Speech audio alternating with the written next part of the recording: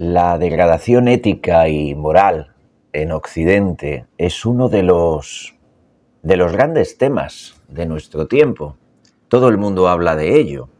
Obispos, políticos, filósofos, pensadores varios, intelectuales, gente del mundo de la cultura. Todo el mundo se refiere antes o después, de una manera o de otra, a esa degradación moral, ética de Occidente. Y no se trata de una simple nostalgia por valores pasados. En algunos casos sí, evidentemente. No, es más bien un proceso histórico, por eso estoy hablando de ello, y también filosófico, y un proceso profundo, que atraviesa nuestra cultura desde hace, yo creo que más de un siglo y medio. ¿Por qué Occidente, decimos, se encuentra moralmente exhausto?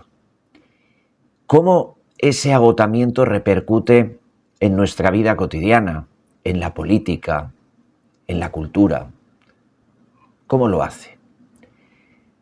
Miren, cuando Nietzsche habló o proclamó que Dios ha muerto, él no se estaba refiriendo en absoluto a un hecho teológico, sino a la desaparición, podríamos decir, del horizonte trascendente que sostenía la moral occidental. Durante siglos, la moral cristiana, basada en la idea de una verdad objetiva y de un bien absoluto, había estructurado el sentido del deber, la virtud, la comunidad, pero con la secularización, con el progreso científico, con el individualismo moderno, ese, digamos, suelo metafísico se resquebrajó, se rompió. Y el resultado fue una crisis de valores. Si ya no hay un fundamento trascendente del bien, ¿qué impide que cada cual invente su propia moral, por ejemplo? Y aquí ya hablamos del nihilismo. El nihilismo de Nietzsche es precisamente eso, el momento en el que todo valor se relativiza y el hombre, desprovisto de guía, se convierte en la medida de todas las cosas, pero no desde la óptica renacentista, sino desde otra mucho más inquietante. De ahí nace el sujeto contemporáneo, que es libre, sí, es libre, pero también está desorientado, también es cínico y finalmente está moralmente fatigado. Max Weber habló del desencantamiento del mundo. La ciencia y la técnica sustituyeron el mito y la religión.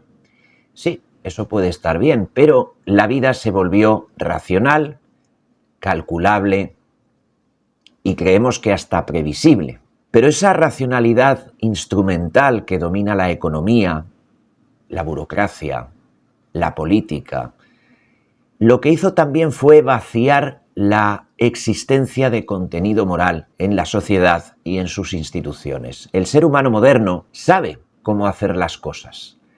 Lo que pasa es que ya no sabe por qué las tiene que hacer. La ética dejó de ser un principio interior y se transformó en un sistema de normas externas, utilitarias y funcionales. La virtud fue reemplazada por la eficiencia, la prudencia por la rentabilidad, el deber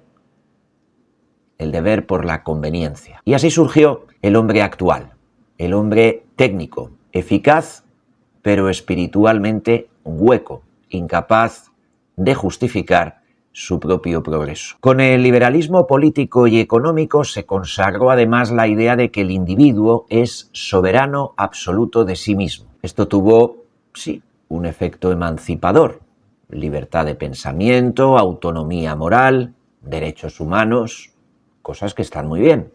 Pero también fragmentó la comunidad ética. Para que me entiendan, el bien dejó de ser algo compartido y se convirtió en un asunto privado en el que cada cual define su propio bien y su propio mal. En esa dispersión, la sociedad occidental se volvió una suma de voluntades en competencia. y, curiosamente, de voluntades que estaban respaldadas por una ética cada vez más incompetente. La moral se transformó en opinión, la virtud en preferencia, la solidaridad en marketing humanitario. El resultado, una civilización llena de derechos, pero vacía de deberes. Y eso nos llevaría ahora a que hablásemos de Hannah Arendt. Arendt advirtió, tras el siglo XX, que el mal moderno ya no surge del odio o del fanatismo, sino de la indiferencia y la obediencia ciega. El individuo contemporáneo, inmerso en la burocracia o el espectáculo, renuncia a pensar moralmente. No comete atrocidades por maldad, lo hace por costumbre, lo hace por pasividad, lo hace por obediencia, lo hace por delegar la responsabilidad en sistemas impersonales. Esa banalización del mal se ha extendido en formas más suaves, pero igualmente corrosivas. La indiferencia ante la mentira pública, nos estamos acostumbrando a los escándalos que nos van llegando a través de los medios de comunicación, los que sean, la relativización de la corrupción, uno más. El cinismo ante la injusticia, porque ahora queremos que la justicia sea simplemente que nos den la razón, y la aceptación de la deshumanización como algo inevitable. ¿El resultado? Pues el resultado es una ética sin raíz, un mundo donde todo se justifica y nada se juzga en su conjunto, sino por colectividades homogéneas. Y ahora, pues podríamos también hablar de lo que pensaron en torno al hedonismo y la cultura del consumo grandes pensadores como Marcuse o me parece que le han dado el premio Princesa de Asturias, Byung-Chul Han. Y recomiendo vehementemente la lectura de sus libros. Tras las guerras, Occidente sustituyó la austeridad moral por la felicidad del consumo. Me refiero a las guerras mundiales, evidentemente. Y a partir de que volcásemos todas nuestras apetencias en la vorágine del consumo, la libertad se fue confundiendo con la capacidad de elegir productos, identidades y experiencias. Marcuse habló precisamente en torno a esto del hombre unidimensional, alguien que cree ser libre mientras obedece los dictados del mercado. Por su parte, Byung-Chul Han actualiza la idea y añade, porque estamos en el siglo XXI, que es tremendamente alto tecnológico e hiperconectado, pues añadió que vivimos en la sociedad del rendimiento, donde el deber ya no viene de fuera, ya no se nos dice debes obedecer, sino que viene de dentro y se nos dice debes ser tú mismo, sé productivo, sé feliz. Unos imperativos altamente exigentes. Esta autoexplotación genera una nueva forma de esclavitud. El sujeto actual, el sujeto que podríamos decir pues de la modernidad tardía, nos hemos convertido todos en nuestro propio verdugo. La moral, que se ha visto reducida al bienestar personal, pierde toda dimensión comunitaria o trascendente, y la felicidad se nos ha vuelto, miren ustedes por dónde, obligatoria.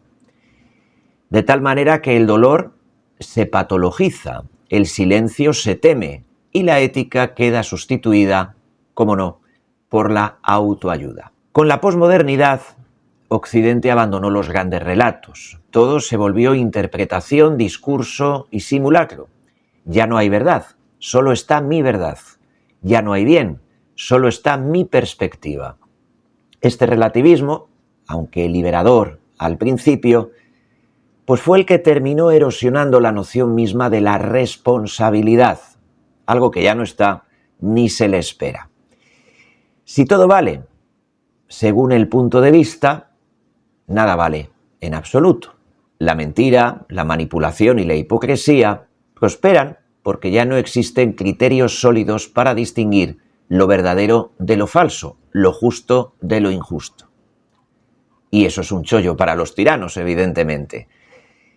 Miren, las culturas antiguas, la griega, la cristiana al principio, incluso la renacentista, reconocían que la vida implicaba sufrimiento, culpa, destino y límite. La ética nacía precisamente del reconocimiento del límite humano. Hoy, en cambio, vivimos bajo una ilusión de superación infinita. La juventud eterna, la mejora constante, la optimización del cuerpo y de la mente, la idea de que si la ciencia lo permite, no es que se pueda hacer, es que debemos hacerlo. Y el resultado ha sido una cultura sin profundidad, incapaz de soportar el dolor, incapaz de soportar la frustración, una sociedad donde todo malestar se medicaliza y toda imperfección se percibe como fracaso. Por eso están ahí, por ejemplo, los cirujanos plásticos. Pero claro, el origen cultural de Occidente nos venía diciendo que sin tragedia no hay redención y sin redención no hay moral. Y al haber trastocado el guión de esta manera, nos encontramos con que se nos ha evaporado el alma. El alma comunitaria se ha desvanecido. Occidente, que antes estaba sostenido por comunidades, léase la familia, la religión, la nación, el barrio, Occidente se ha disuelto. Se ha disuelto en multitudes solitarias conectadas digitalmente. La conexión o la hiperconectividad ha sustituido al vínculo, que es mucho más importante. El otro yo ya no es el prójimo, es un espectador o un competidor. El amor, el deber y el sacrificio, que son los pilares éticos de toda civilización, se han degradado en favor del cálculo y la comodidad. La solidaridad ahora se expresa en hashtags, la empatía en likes y el compromiso moral se nos ha vuelto tan estético, tan momentáneo, que hoy está y mañana ni se le recuerda. Byung-Chul Han lo resume con mucha precisión, a mi modo de ver. Dice: vivimos en una sociedad de la transparencia, donde todo se expone pero nada se entrega verdaderamente. Eso son las redes sociales, escaparates de personas ficticias, de personas imaginarias. Y claro, lo que Occidente enfrenta no es solo una crisis moral, sino una desespiritualización del alma humana. El hombre moderno se ha vuelto incapaz de tener interioridad. Todo debe ser visible, todo debe ser inmediato, todo debe ser cuantificable. La meditación, la contemplación, el silencio han sido sustituidos por la velocidad, por el ruido y por la saturación de estímulos. Una auténtica balumba, una vorágine que nos ha absorbido absolutamente a todos. El vacío ya no se reconoce como una condición metafísica del ser, que es lo que había sido siempre, sino como una enfermedad a eliminar, una enfermedad que nos tortura. Pero al negar ese vacío, lo que hacemos es negar también la posibilidad de nuestra propia trascendencia. El resultado es un ser humano hiperconectado, hiperproductivo y profundamente desnortado. La degradación moral de Occidente no es per se el fin de la historia. Yo quiero pensar que por lo menos para algunos de nosotros, para unos pocos, es una especie de llamamiento, de llamada a reinventar algún tipo de espiritualidad que no sea dogmática, o por lo menos a reivindicar la ética sin fanatismo y la comunidad sin opresión. Pero claro, volver a una ética auténtica exigiría recuperar el sentido del límite, que en la actualidad la mayoría de la gente no está dispuesto a aceptar. Redescubrir la interioridad y el silencio de cada uno. Ahora nadie es capaz de estar en una sala de espera de brazos cruzados, sentado en el banco de un parque mirando los arbolitos y escuchando a los pájaros, en el jardín, paseando por la playa, sin echarle un vistazo al teléfono móvil. Nos asusta la posibilidad de aburrirnos, pero si no nos aburrimos, entonces no damos rienda suelta a los pensamientos y a la imaginación. Cuando un niño se aburre, es el momento exacto en el que más despliega sus capacidades imaginativas. La mayor parte de los inventos surgieron de preguntas que aparecieron en momentos de parón, de aburrimiento. Pero parar, el silencio, nos abruma y yo diría que incluso hasta nos asfixia. La gente se va a la cama y antes de girar la cabeza en la almohada está mirando el móvil. La gente se levanta cuando suena el despertador, la mayoría, y lo primero que hacen es coger el móvil, aunque sea para irse al baño. La hiperconectividad y el no estar parado nunca. También tendríamos que reencontrar la responsabilidad individual sin renunciar al bien común. Pero pídale usted peras al olmo. Y ya de paso no estaría de más reconstruir la verdad compartida, que sería nuestra manera de luchar contra el nihilismo. No se trata de volver atrás, no. Se trata de recordar que toda civilización muere cuando olvida lo sagrado que la habita. Yo no estoy hablando de religiones, estoy hablando de civilizaciones. El Occidente contemporáneo no necesita, en realidad, más progreso técnico. Ahora no. Le hace mucha más falta una renovación moral que le devuelva profundidad al alma de las personas. Porque de lo contrario, el vacío acabará llenándose con ídolos, con líderes tóxicos y con ficciones de poder que no harán sino prolongar nuestra decadencia y lanzarla completamente al abismo. Es exactamente lo que tenemos ahora. Deberíamos replantearnos algunas cosas. Paz y bien para todos y que Dios les bendiga.